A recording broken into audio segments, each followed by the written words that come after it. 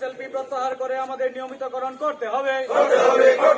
SLP প্রত্যাহার করে আমাদের নিয়মিতকরণ করতে হবে।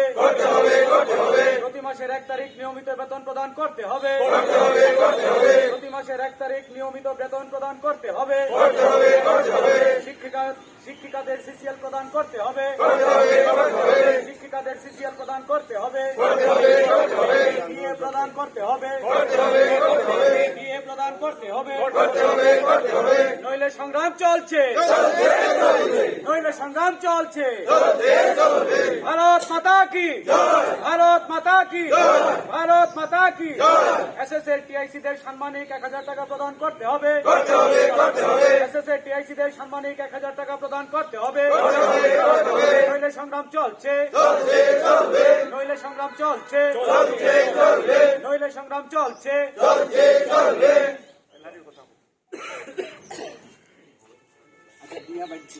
10 দফা দাবির মধ্যে প্রথম যেটা হচ্ছে, ত্রিপুরা উচ্চ আদালতের রায় মেনে অবিলম্বে সকল শিক্ষকদের নিয়মিতকরণ করতে হবে।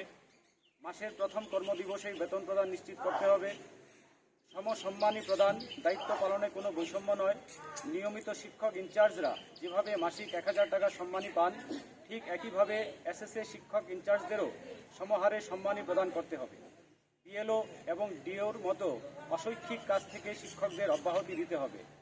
শিক্ষিকাদের জন্য চাইল্ড কেয়ার লিভ এবং অবসরপ্রাপ্তদের জন্য পেনশন চালু করতে হবে। ডেপুটেশনের নামে শিক্ষকদের যে অনৈতিক বদলি করা হয়েছে তা অবিলম্বে বাতিল করে তাদের আগের কর্মস্থলে ফিরিয়ে আনতে হবে।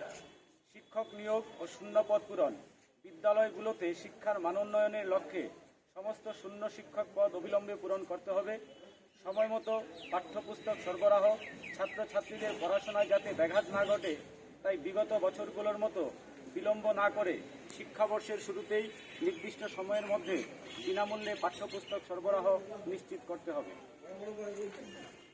আচ্ছা, ত্রিপুরা এসএসএ টিচার্স অ্যাসোসিয়েশন এর পক্ষ থেকে সোনামুড়া বিভাগের হয়ে আপনারা যে আজকে বক্সনগর বিদ্যালয় পরিদর্শকের নিকট 10 দফা দাবিতে যে ডেপুটেশন দিলেন, মাননীয় বিদ্যালয় পরিদর্শকের কাছ থেকে কী ধরনের প্রতিক্রিয়া পেলেন স্যার? আমরা সারা ত্রিপুরা রাজ্য বিদ্যালয় পরিদর্শকের অফিসে আজকের দিনে যেই ডেপুটেশন দেওয়ার কথা তারই অঙ্গস্বরূপ আমরা বক্সনগর বিদ্যালয় পরিদর্শকের কাছে সেই 10 দফা দাবি নিয়ে সমবেত হই। প্রত্যেকটা দাবি উনি পুঙ্খানুপুঙ্খ পাঠ করে বোঝার চেষ্টা করেছেন, আমাদেরকেও বুঝিয়েছেন বা আমরা বুঝিয়েছি ওনাকে, এবং সর্বশেষে উনি সম্পূর্ণ সহমত পোষণ করছেন এবং আমাদের এই দাবিগুলি কীভাবে পূরণ করা যায়, ন্যায্য আদায় আমরা কীভাবে পাইতে পারি, এর জন্য উনি ওনার মতে ঊর্ধ্বতন কর্তৃপক্ষকে জানাবেন এবং উনি আশা প্রকাশ করেন যেন আমরা এই দাবিগুলি পূরণ হয়। ধন্যবাদ স্যার, অসংখ্য ধন্যবাদ। 9টি ডিমান্ড নিয়ে ডেপুটেশন দিয়েছি।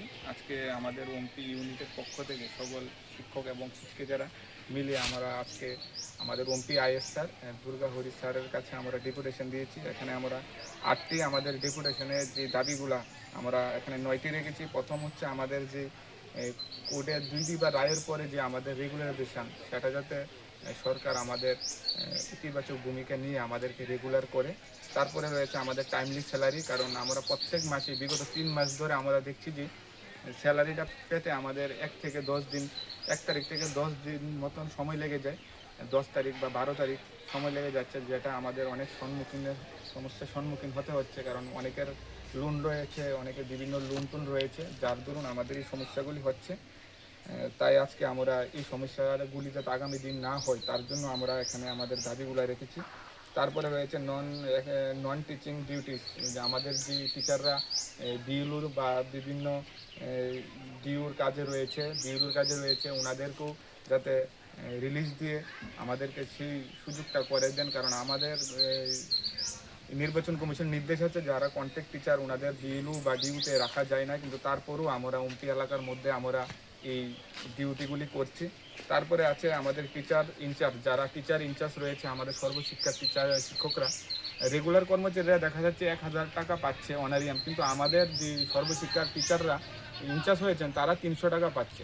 এটা একটা দ্বিধাচারিত হয়ে যাচ্ছে, কারণ এবং 300 টাকাটাও ঠিকভাবে পাচ্ছে না, 4 মাস 5 মাস পরে একবার পায়, এরকম হচ্ছে। তো তাই যাতে রেগুলার কর্মচারীরা যদি 1000 টাকা পায় টিচার ইনচার্জ যারা সর্বশিক্ষার মধ্যে রয়েছে তারাও যাতে 1000 টাকা পায়। তারপরে রয়েছে সিসিএল, আমাদের ম্যাডামরা যারা সিসিএল সেটা পেতে গেলেও অনেক সম্মুখীনের সমস্যা হতে হচ্ছে।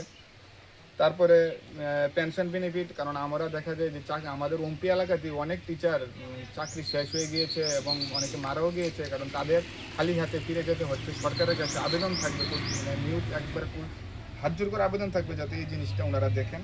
তারপরে ডাইন হারনেস বেনিফিট, যেটা বললাম যে মারা যাওয়ার পরেও অনেক শিক্ষকরা রয়েছেন খুব অসহায়ভাবে চলছে।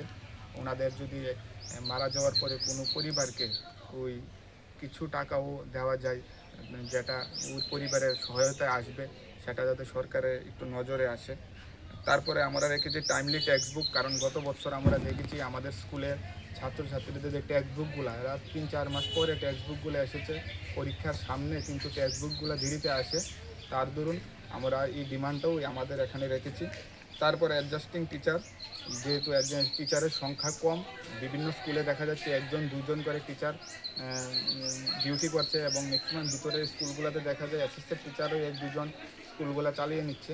তো সরকারের কাছে আমাদের আবেদন থাকবে যে এই বিষয়গুলো দেখে আমাদের যাতে একটা মানে সুন্দর ভবিষ্যতের দিকে নিয়ে যায়, সেটাই আমরা আশাবাদী। তাই আমরা আজকে আমাদের ওমপি ইউনিটের পক্ষ থেকে আমরা ওমপি আইএসের স্যারের কাছে আমরা আজকে এই ডেপুটেশনগুলি দিয়েছি।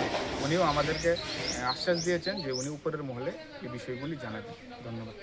আপনি আমাদের পক্ষে আমাদের দাবিগুলি জানাবেন, আপনার প্রতি আস্থা এবং বিশ্বাস আছে। আচ্ছা, আমরা যাতে নিয়মিত যে দাবিগুলি করছি, নিয়মিতকরণ সহ এবং অন্যান্য দাবিগুলি যাতে পূরণ করা হয়, আপনি উদ্যোগ কর্তৃপক্ষের কাছে দিবেন।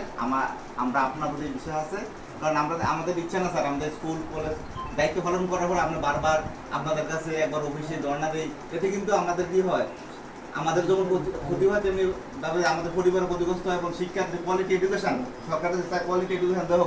কোয়ালিটি এডুকেশন দিতে গেলে আমাদের পেটে যদি খাবার না দেয় স্যার, কোয়ালিটি এডুকেশন কীভাবে দেবো?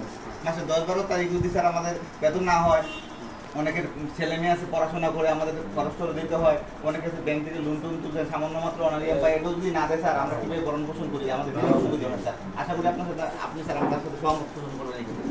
ঠিক আছে, আমি 100বার আপনাদের দাবিটা সমর্থন করছি এবং এটা আমার উপর মহলায় পাঠাবো। কারণ ইদানিং যেটা রিয়েল ফ্যাক্ট, 10,323 জন চাকরি পাওয়ানোর পর সারা ত্রিপুরায় বিদ্যালয়গুলোকে কিন্তু এসএসসি টিচারই ধরে রাখছে, সেটা আমি নির্দ্বিধে আমি স্বীকার করি। এবং এই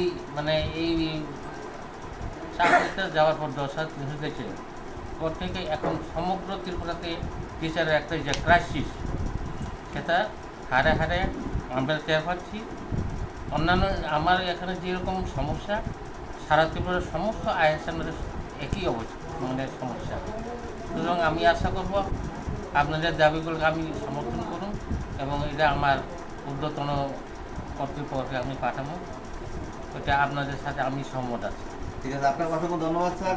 তাছাড়া পাশাপাশি স্যার আপনি এইগুলি অবশ্যই তুলে ধরবেন, বিষয় আছে। এগুলি যদি স্যার আমরা পূরণ না হয়, আমরা যদি বাধ্য করে তারপরে কিন্তু আমরা সবাই সারা ত্রিপুরাতে বৃহত্তর আন্দোলন করতে কিন্তু বাধ্য হব স্যার। ঠিক আছে। স্যার